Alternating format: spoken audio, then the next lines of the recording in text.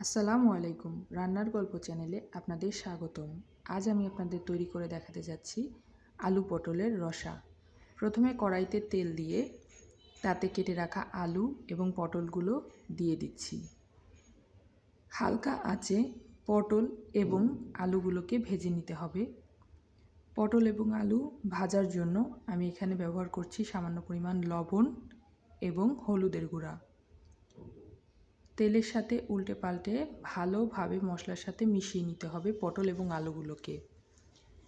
এ পর্যায়ে আমি চুলার আঁচ লো টু মিডিয়ামে রেখে ঢাকনা দিয়ে ঢেকে লাল লাল করে পটল এবং আলুগুলোকে ভেজে নেব।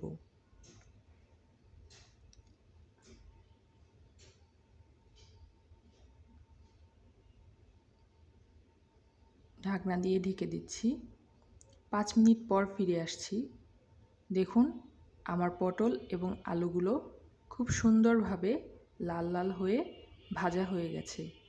এ পর্যায়ে আমি চুলা থেকে নামিয়ে নেব। একই তেলে হাফ চামচ জিরা, 2টো তেজপাতা এবং 2টো শুকনো মরিচ দিয়ে তাতে মাঝারি আকারের একটি পেঁয়াজ কুচি এবং হাফ চামচ পরিমাণ আদা রসুন পেস্ট দিয়ে দিচ্ছি। তেলের সাথে সবগুলো ভালোভাবে মিশিয়ে একটু ভেজে নিতে হবে, এর কাঁচা গন্ধটা দূর হওয়া পর্যন্ত। মশলা যাতে পুড়ে না যায় তার জন্য আমি এখানে সামান্য পরিমাণ পানি ব্যবহার করছি।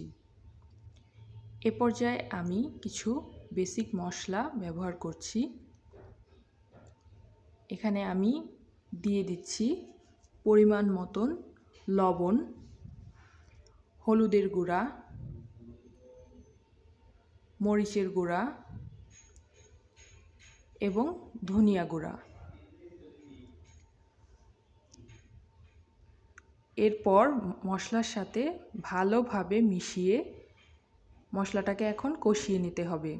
দেখতেই পাচ্ছেন মশলা থেকে তেল উপরে চলে এসেছে। এ পর্যায়ে আমি দিয়ে দিচ্ছি একটি টমেটো পেস্ট।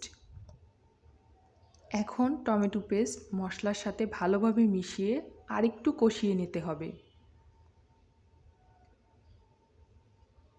মশলা প্রায় কষানো হয়ে গেছে। এখন আগে থেকে ভেজে রাখা আলু এবং পটলগুলো দিয়ে দিতে হবে। এ পর্যায়ে ভালোভাবে মশলার সাথে পটল আলু মিশিয়ে নিতে হবে এবং কিছুক্ষণ নেড়েচেড়ে কষাতে হবে। প্রিয় দর্শক, আপনারা যদি আমার চ্যানেলে নতুন হয়ে থাকেন তাহলে আমার চ্যানেলটি অবশ্যই সাবস্ক্রাইব করবেন। এ পর্যায়ে আমি ঝোলের জন্য পরিমাণ মতন গরম পানি ব্যবহার করছি। গরম পানি ব্যবহার করলে তরকারির স্বাদ বাড়ে। আপনারা চাইলে ঠান্ডা পানিও ব্যবহার করতে পারেন।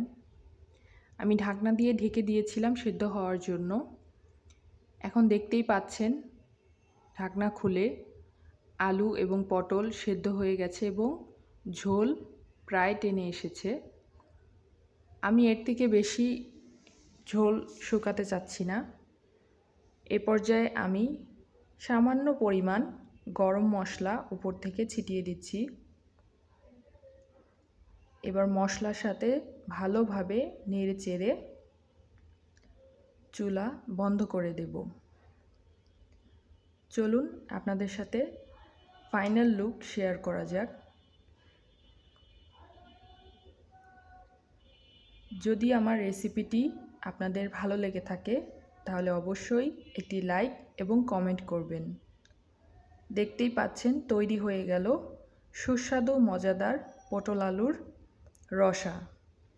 অন্যান্য পটলের তরকারি থেকে এটা দিয়ে অনায়াসেই 1 প্লেট ভাত খেয়ে নেওয়া যাবে। সবাই ভালো থাকবেন, সুস্থ থাকবেন। ধন্যবাদ।